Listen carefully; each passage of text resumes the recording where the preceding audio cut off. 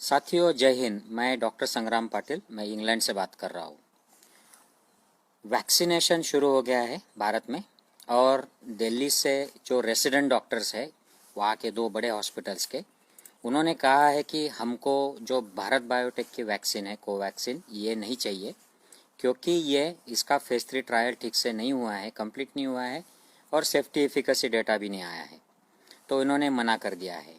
और ऐसे ही कुछ समाचार अलग अलग पार्ट्स जो 11 राज्यों में ये वैक्सीन भेजी गई है केंद्र सरकार द्वारा, वहाँ से भी आए हैं।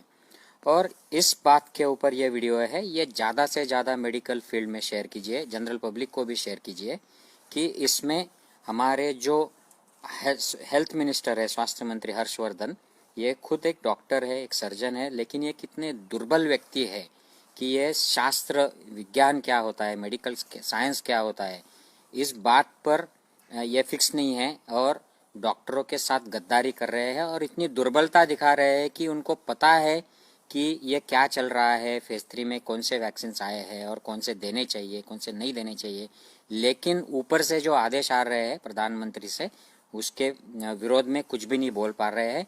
तो विज्ञान, साइंस, एविडेंस, मेडिकल रिसर्च इनके लिए दुय्यम हो गया है और प्रथम क्या हो गया है, प्राइमरी। तो अपनी जो पोस्ट है हेल्थ मिनिस्ट्री की वो बचाए रखो, ऊपर से ऑर्डर लो और बस चुपचाप रहो। तो ये इतना दुर्बल हेल्थ मिनिस्टर है, मुझे शर्म आती है कि ये बताने में कि हमारे देश का हेल्थ मिनिस्टर एक सर्जन है, मॉडर्न मेडिसिन का डॉक्टर है। साथियों, ये वैक्सीन जो है भारत बायोटेक का, मुझे वैक्सीन के खिलाफ कुछ भी नहीं कहना है, मुझे इसके एफिशिएंसी या साइड इफेक्ट्स के बारे में कुछ भी नहीं कहना है, लेकिन इसका जो साइंटिफिक स्टेटस है, रिसर्च स्टेटस, इसके फेज 1 और फेज 2 का डेटा रिलीज हुआ था, इसमें ये सेफ है, लेकिन इसकी एफिशिएंसी उस आंकड़ों से क्लियर नहीं होती है। और फेज 3 में जब ये वैक्सीन पूरी तरह से प्रूव हो जाता है कि ये एफिशिएंट है, उसकी उपयुक्तता साबित हो जाती है और सेफ है, ऐसा जब प्रूव हो जाता है तो उसके बाद में ये जनरल पब्लिक में दिया जाना चाहिए। और इसको जो limited use for restricted emergency use, ऐसा इसको अप्रूवल दिया है हमारे drug control general of India ने, जिसका समर्थन ICMR ने किया, हर्षवर्धन जी ने किया और काफ़ी सारे जो हेल्थ मिनिस्ट्री के या आरोग्य विभाग के जो बड़े बड़े अधिकारी है, हेल्थ अधिकारी, उन्होंने भी किया। ये सब एक दबाव में किया है समर्थन। Restricted use for emergency use सिर्फ बैकअप के लिए अगर ये वैक्सीन है, तो आप पहले ही दिन दिल्ली में रेसिडेंट जो डॉक्टर्स है मेडिकल कॉलेज के, जो कोरोना वॉरियर्स है, उनको क्यों आप बलि का बकरा बना रहे हैं? उनको आप पहले ही दिन क्यों बैकअप वैक्सीन जिसको डिक्लेयर किया है वो पहले ही दिन क्यों दे रहे हैं? तो ये बिल्कुल गलत है। ये आरोग्य मंत्री जो है हमारे स्वास्थ्य मंत्री, इनकी दुर्बलता और गद्दारी और झूठेपन का लक्षण है। और दूसरी बात मैं आपसे कहना चाहता हूँ, ये जो सारे जो नेतागण है, मोदी जी से लेकर जो बड़े बड़े जो भी 70 साल के हैं, 60-65 साल के ऊपर है, ये लोग हाई रिस्क है। ये भी कोरोना योद्धा है क्योंकि ये लोगों में जाते हैं, अलग अलग राज्यों में ये मंचों पर बैठते हैं, भीड़ में जाते हैं, इनको लोग आकर मिलते हैं अलग अलग राज्यों के, तो ये भी एट रिस्क लोग हैं।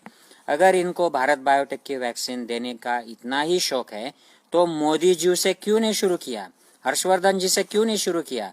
उद्घाटन कर दिया वैक्सीन के प्रचार के लिए, उसका प्रसिद्धि उसकी मिलनी चाहिए, इसलिए पुणे में जाके आप ऑक्सफोर्ड की जो वैक्सीन वहाँ पर बन रही है वहाँ पर जाके आए, उसका मीडिया इवेंट कर दिया, आज उद्घाटन का मीडिया इवेंट कर दिया।